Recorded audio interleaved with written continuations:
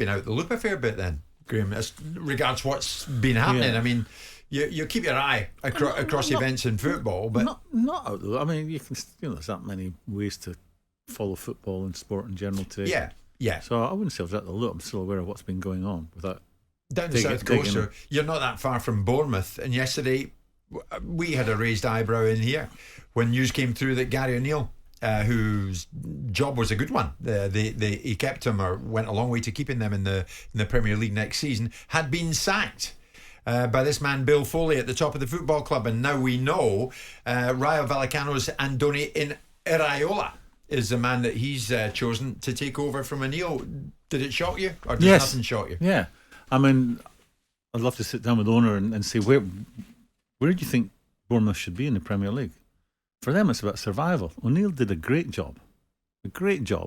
They'll start next year, and their priority has to survive. It's just about surviving. Bournemouth, 11,000 people turn up to watch their games.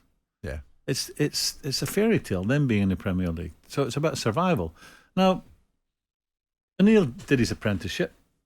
He worked under a couple of people, and he's had a look at it. He knew the players. He knew how to get the best out of the individuals, and he did that. They survived with a bit to spare.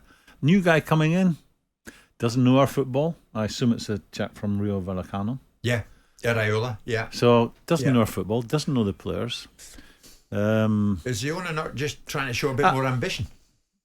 I'll come back to what is their ambition. Their ambition surely has to be just to stay in the Premier League. And is this guy going to do any better? I mean, can it not be more than that? That's the thing. No, I don't think it can, given the budget stuff to work with, and given the size of other football clubs here. They could have a purple season. Wouldn't they look at Brentford, Gray, and say, well, why can't we achieve what Brentford how many achieved? Brentford, Simon, are there? Well, but yeah, I know, but the Bournemouth would make the argument that we would like to be a Brentford. I'm not suggesting the owner's right or wrong while making this decision, and you'll come to the same conclusion that I will come to, is who's in his ear and who's got influence with him, and to make the decision that he's made. But you can look at a variety of clubs. But you can always if he builds a new stadium, he's got 10,000 fans. Let's be honest with it, Gray. The smallest amount of money you get into football is through the gate receipts in the Premier League. So they're all going to get their 110, 120 million quid a year from the Premier League. They're all going to get their £2.5 million league places for every place throughout the league. So they're all in that space. And the extra 15,000 fans between Brentford and Bournemouth is what, 5, 6, 7 million quid a year? It's not going to make the difference, is it? I think you could look at any league anywhere, and I heard your conversations earlier about Man City, and say, well, they could do a Brentford, or they could pick a team from another league. Yeah, that might be a couple of seasons. Brentford have good players. They play an up and active football, which unsettles teams they play against. Bournemouth could do that. Or Palace. Yeah, but these teams in the past have all risked going down. I just think you bring in someone with no experience of the Premier League into a football club. Here's a bigger question for me. It's a bit like our man at Chelsea, who we spent, when I was coming in on a regular basis, we spent a lot of time talking about.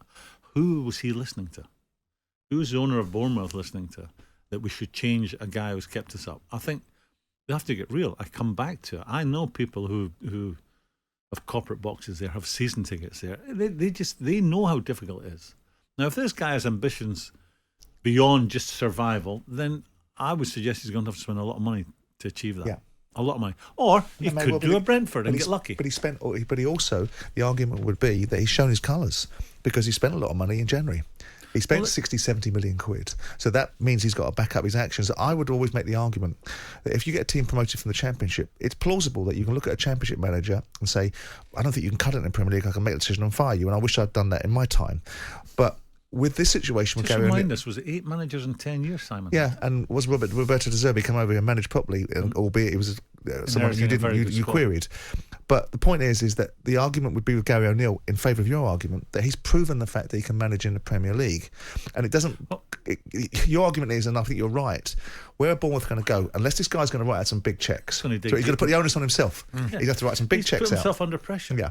Now, I'll ask a question. You've owned a football club. Mm-hmm. Do you think this is a smart move? I know Gary O'Neill from sitting across the table from him, and my first reaction to Gary O'Neill getting the job is I don't think he's going to be successful. So he's proven me wrong from the outset. So it's difficult to compute in my mind's eye why I would want to take this decision now. Maybe if I got 3 months into the season and all of a sudden I'm seeing Gary O'Neill come up short because that was then and this is now, but then this kid at Real Vallecano is available now. He's out of contract now. Someone's in his ear. Someone going, this is a progressive coach that plays a brand of football. It's a high risk. I think it is as well. High risk strategy. Yeah. Jim White and Simon Jordan. Monday to Friday mornings from 10 on AM, on DAB, via the talkSPORT app and on your smart speaker. talkSPORT.